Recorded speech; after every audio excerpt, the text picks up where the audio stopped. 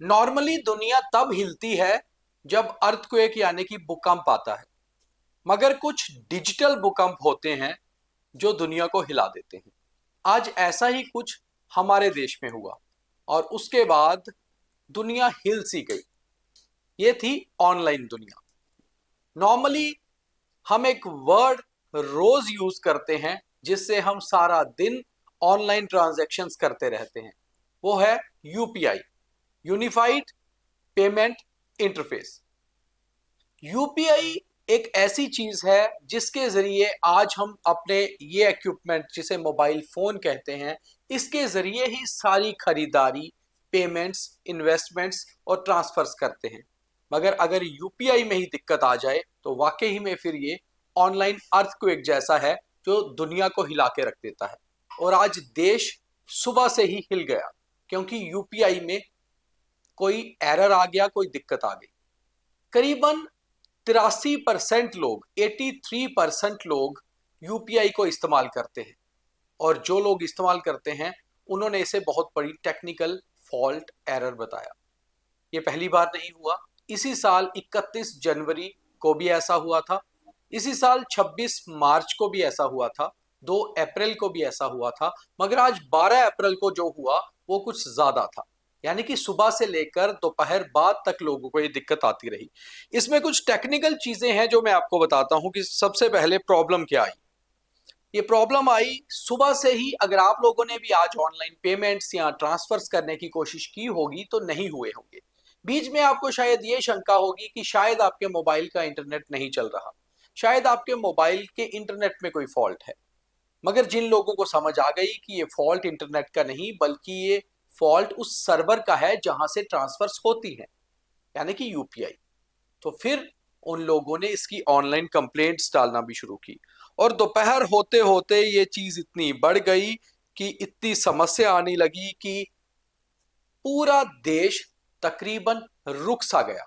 क्योंकि छोटे से छोटा आदमी जो 5 रुपए की चाय के कप से लेकर 5,000 रुपए की शॉपिंग दिन में ऑनलाइन से करता है, और बड़े से बड़े बिजनेसमैन और बड़े से बड़ी ट्रांजैक्शन करने वाले, लाखों करोड़ों की ट्रांजैक्शंस करने वाले लोगों को भी आज ये लगा कि यूनिफाइड पेमेंट्स इंटरफेस यूपीआई में कहीं कोई दिक्कत आना शुरू हो गई है। करीबन दोपहर बाद तक 2000 कंप्लेंट्स यूपीआई के पास आ चुकी थी। और according to down detector, complaints regarding UPI services surged to over 2000 as of noon, सिर्फ दोपहर तक ही। और ये सारी कंप्लेंट्स थी पेमेंट्स, फंड ट्रांसफर्स, जो सबसे ज्यादा दिक्कत लोगों को आ रही थी। क्योंकि नॉर्मली हम जो यूज करते हैं यूपीआई को वो पेमेंट्स करने के लिए और फंड ट्रांसफर्स के लिए करते हैं। दोपहर बाद national payments corporation of India यानी कि एनपीसीआई को एक्स पर एक डिटेल्ड स्टेटमेंट भी जारी करनी पड़ी जिसमें उन्होंने ये लिखा, NPCI is currently facing intermittent technical issues leading to partial UPI transaction decline. We are working to resolve the issue as we will keep you updated. ये एक पोस्ट इनकी करीबन 1:12 पर आई। उसके बाद कुछ लोगों को राहत की सांस हुई और उन्हें लगा कि दिक्कत उनके मोबाइल या इंटरनेट्स में नहीं है, बल्कि जो उन्होंने कंप्लेन की थी उसके हिसाब से एनपीसीआई में ही दिक्कत आ रही है और ये बड़ी टेक्निकल प्रॉब्लम हो सकती है। इससे पहले 26 मार्च को भी ऐसा हुआ था और उस समय UPI users across the country, उनको डिफिकल्टीज आई थी executing transactions due to what NPCI ने जिसको डिस्क्राइब किया था इंटरमीडिएट टेक्निकल इशू।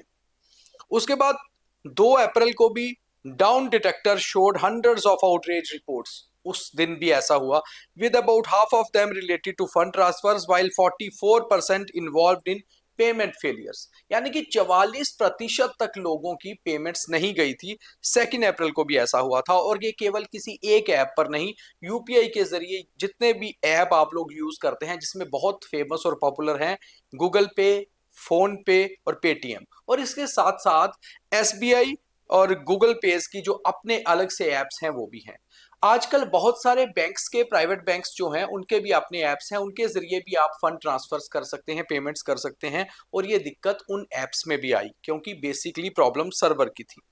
उसके बाद 7 अप्रैल को भी बीच में UPI continues to break monthly transaction record, but the earlier breakneck pace of growth is slowing as its user based has वाइडन्ड।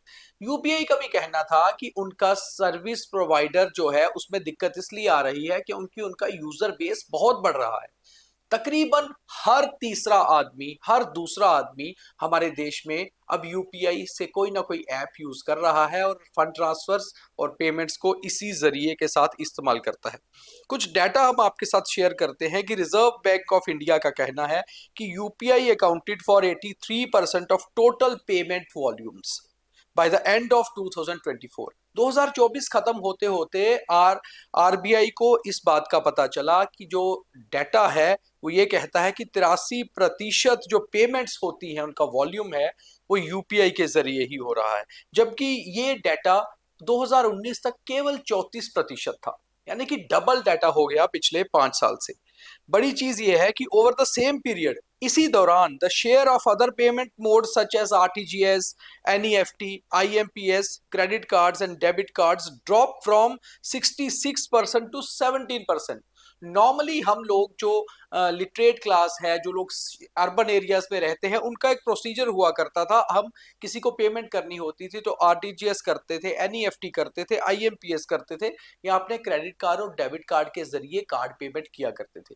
आप हमें बताइए, जो हमारे व्यूअर्स हैं जो हमें देख रहे हैं प्रोग्राम, कि आपने आखिरी बार अपने क्रेडिट कार्ड या डेबिट कार्ड को स्कैन करवाकर कितनी बार पेमेंट की है? शायद आपको याद भी नहीं होगा, क्योंकि अब आपको कार्ड स्कैन करवाने की जरूरत ही नहीं पड़ती, वो स्वैप करवाने की जरूरत ही नहीं पड़ती, क्योंकि आपके मोबाइल में एप्स हैं और आप सीधे क्यूआर कोड को स्कैन करके पेमेंट्स करते हैं। तो कुल मिला के ये भी एक बड़ी चीज है कि 66% से 66% से केवल 17%, 17% तक हम लोग डाउन आ गए हैं बाकी चीजों में पेमेंट करने के जरिए। हालांकि वो भी ऑनलाइन पेमेंट्स हैं, मगर हम अपने मोबाइल में यूपीआई के जरिए जो एप्स हैं उन्हीं के साथ ये पेमेंट्स करते हैं।